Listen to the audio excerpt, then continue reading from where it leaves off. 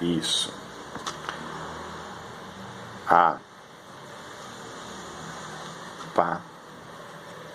patrística, né, aí do século II até o século IX. E o principal nome que a gente pode alocar aqui é, hoje considerado Santo Agostinho, que viveu 354 até 430, né? É evidente que depois. E qual que era os seus principais fundamentos filosóficos?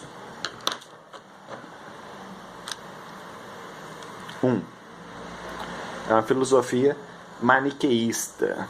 Maniqueísmo era uma influência importante. O que é isso? Que o mundo seria dividido por forças opostas, o bem contra o mal.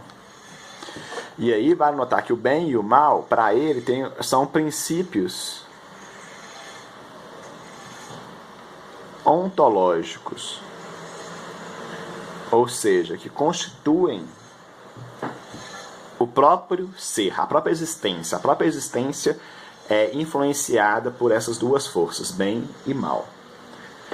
A segunda influência que a gente já viu lá desde dos gregos antigos é o ceticismo.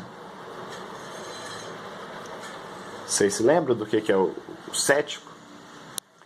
Ele vai colocar a razão humana em xeque. A razão não é... A gente não conhece a verdade, para o Santo Agostinho, pela razão humana. Porque a razão é humana, o humano que Deus criou, né, é corrompido pelo pecado original. E, portanto, a razão humana é falha. Só é possível um conhecimento de verdade pela revelação da fé.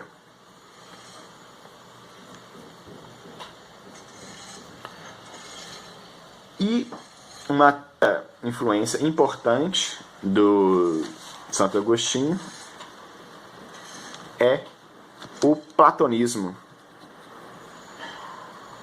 Estabelecer aí um dualismo, o que ele vai chamar no livro dele Cidade de Deus, né, que não é o filme, não tem nada a ver com a favela do Rio de Janeiro, é que o mundo seria dividido entre a cidade, deixa eu ajeitar aqui, Cidade de Deus, que é perfeita, já que Deus é perfeito, em oposição à cidade dos homens, que é corrompida, decadente. Então, o que a gente pode tirar de conclusão da filosofia de Santo Agostinho?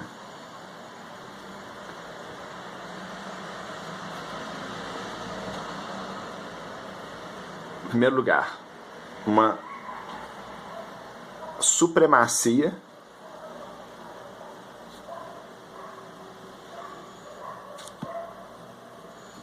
da fé sobre a razão. 2.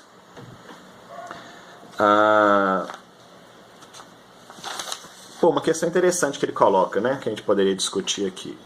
Que a gente poderia discutir. Da onde vem o mal? Qual é a origem do mal? Se Deus é bom,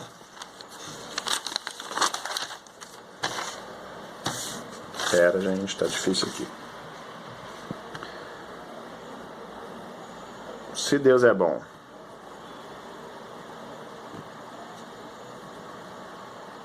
se Deus é todo-poderoso, de onde vem o mal?